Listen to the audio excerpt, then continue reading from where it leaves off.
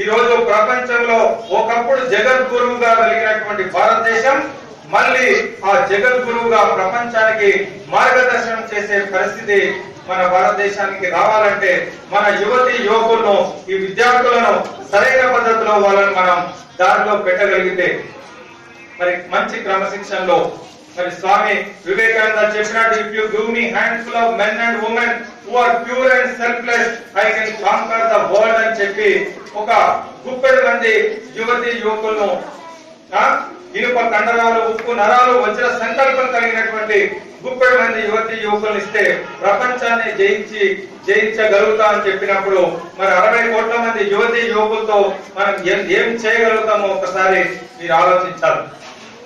కొంతమంది యువకులు పుట్టుకతో వృద్ధులు, పేర్లకు పుకార్లకు షికార్లకు నిబద్ధులు.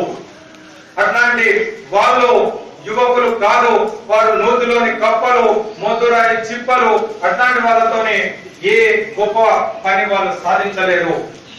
వయస్సుతో యువకులు అని చెప్పలేం. ఎవరు నిజమైన యువకులు అంటే కొంతమంది యువకులు ముందు యుగం దూతలు, జీవన బృందావన నిర్మాతలు. అట్లాంటి ఒక దీక్ష పట్టుదల ఉన్నటువంటి వాళ్ళు నిజమైనటువంటి యువకులు.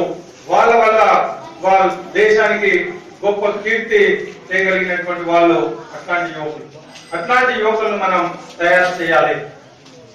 ఇనుపకండల శక్తి ఇంకిపోని యుద్ధు, ఉక్కు నరముల శక్తి కరిగిపోని యుద్ధు, తరతరాల కీర్తి తరిగిపోని యుద్ధు, యుగ యుగాల చరిత ఆగిపోని యుద్ధు, యుగ యుగాల చరిత ఆగిపోని యుద్ధు. మనం ఘనమైనటువంటి కీర్తి మనకుంది.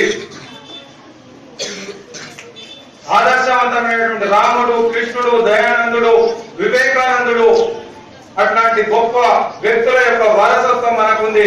వాళ్ళ రక్తం మనలో కూడా ప్రవహిస్తూ ఉంది. కాబట్టి ఆ భావనతోటి మరి వారికి వారసత్వంగా మనం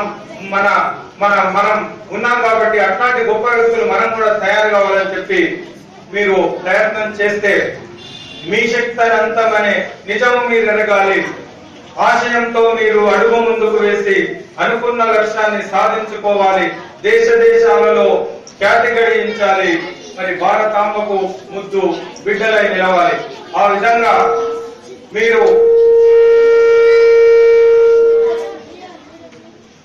ఏదైతే కావాలని అనుకున్నారో నాకు తెలుసు